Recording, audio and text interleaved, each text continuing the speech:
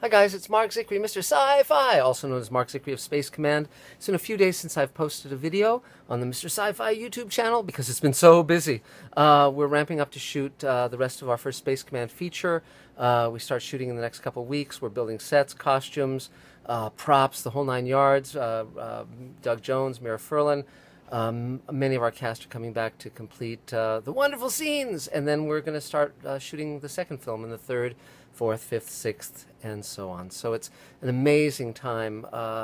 Some of you know that I've been selling shares in Space Command, and I sold all the shares in the first film. All 35 shares have been sold, so soon I'm going to be selling shares in film 2, and so it goes to have my audience underwrite the film, and then of course we'll get the distribution platform and all that. But that's not what I'm here to talk about today, because in the midst of all of this wonderful living the dream, living my childhood dream of being Gene Roddenberry, I actually managed to catch a film, as I try and keep up on science fiction films as they come out, and so I saw a film called The Congress, which stars Robin Wright, who's an actress that I like very much. You may know her as the princess in Princess Bride. She was also in Forrest Gump, many other wonderful films and TV shows. And in this film, of course, she plays herself, which is very intriguing. She plays herself actually as an actress who made a lot of mistakes in her career and has to make a choice of whether to sell her image for artificial films where she won't really be starring in them, but they'll be using her image and her voice, and she won't be allowed to act anymore. It'll basically, the studio will own her performing persona. So it's a very interesting concept, and it's directed by the director of Waltz with Bashir, which was a very acclaimed animated film of a few years ago. But it's a very strange film. The basic notion is very intriguing. If they had just kind of followed up that notion and paid it off kind of in a logical way, I think it would have been a really good film. And Robin Wright's very good in it, as are Paul Giamatti and Danny Huston, and basically the cast is John Hamm, his voice talent in it, and even Harvey Keitel does a very good job. But then it goes into this long animated sequence, which is extremely strange and very derivative of Max Fleischer and so forth. And it just kind of, it really becomes like a bad acid trip, a total freak out. And you're sitting there going, what? Where am I? What's going on? It's but the fascinating thing was that it was only at the end, because the movie's called The Congress, and it's about Robin Wright and her futuristic adventures. It's only at the very end that it mentions that the film is based on the book The Futurological Congress by Stanislaw Lem. And many of you probably have not heard of that writer, but he was a hugely famous writer in the Eastern Bloc during the Soviet era, and many of his books were translated into a variety of films.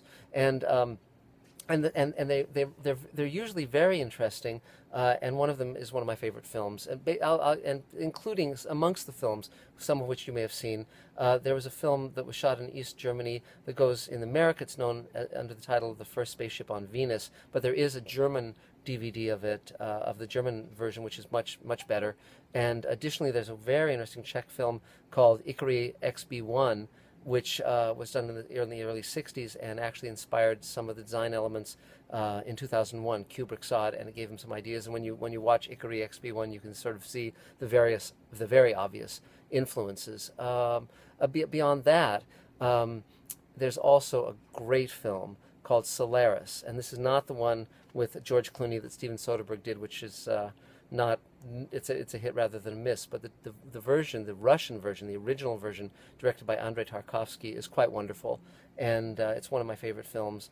It came out in the early 70s, and there's also they've got a version of the book that's on audio that you can get on Audible, and the book is really wonderful too. It's sort of a science fiction ghost story. The basic notion is a group of researchers are sent to this orbiting station in space around an alien planet, and the entire planet is covered by an ocean that forms one sentient but very alien being, and it can reach into the minds of those on the station and pull out their guilts and their memories and manifest various very lifelike creatures or human beings from their minds and from their fantasies. And one astronaut who goes there to find out what the hell's going on in the station is an astronaut whose wife committed suicide, and he carries that guilt and the planet manifests her on the station, and it's a love story and a ghost story, and it's quite memorable and remarkable.